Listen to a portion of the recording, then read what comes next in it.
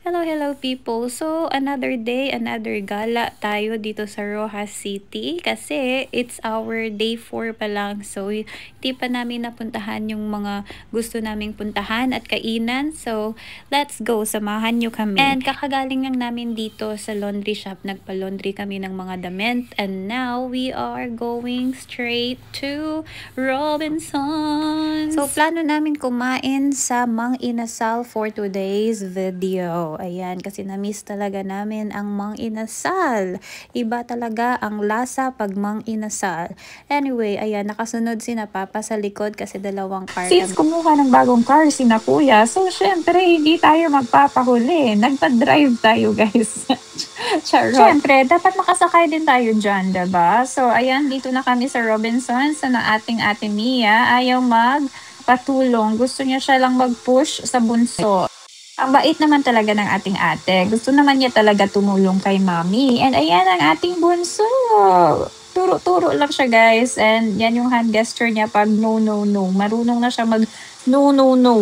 So pumunta na nga kami ng Mang Inasal kaya lang walang available na table. So pumunta muna kami dito sa pen shop para magtingin-tingin habang naghihintay ng table.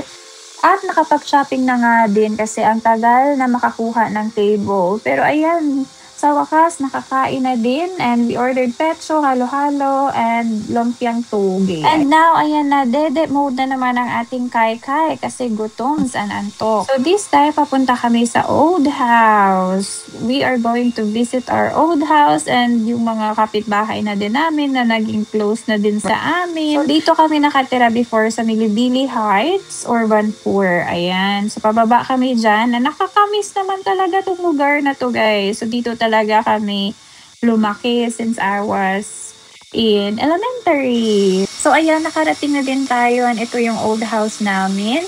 And bumaba na din dyan yung kuya ko. Lahat sila bumaba except me and Kai kasi nga tulog siya at hawak-hawak ko siya. And after 15 minutes ata, nagising na din si Kai and bumaba na din kami ng car. So that's our old house. Malaki na din yung pinagbago neto. Parang naging luma na yung gate, yung painting. Hindi na din po naalala ni Mia nung pumunta kami ng 2023. Kasi parang 2 years old and a half pa lang siya noon. So nakalimutan niya na, guys. Ano yan, lakad-lakad lang kami dyan. So sina Papa, yung mga kapatid ko nandyan sa kapitbahay namin. Nagchika-chika lang sila dyan. So, it was raining that time. So, ayan, medyo maligna dyan, guys. Umuwi na din kami noon. And ito, nighttime na to, guys. Hindi na ako nakapag-vlog. But, ayan, nandito kami sa Rojas City Plaza.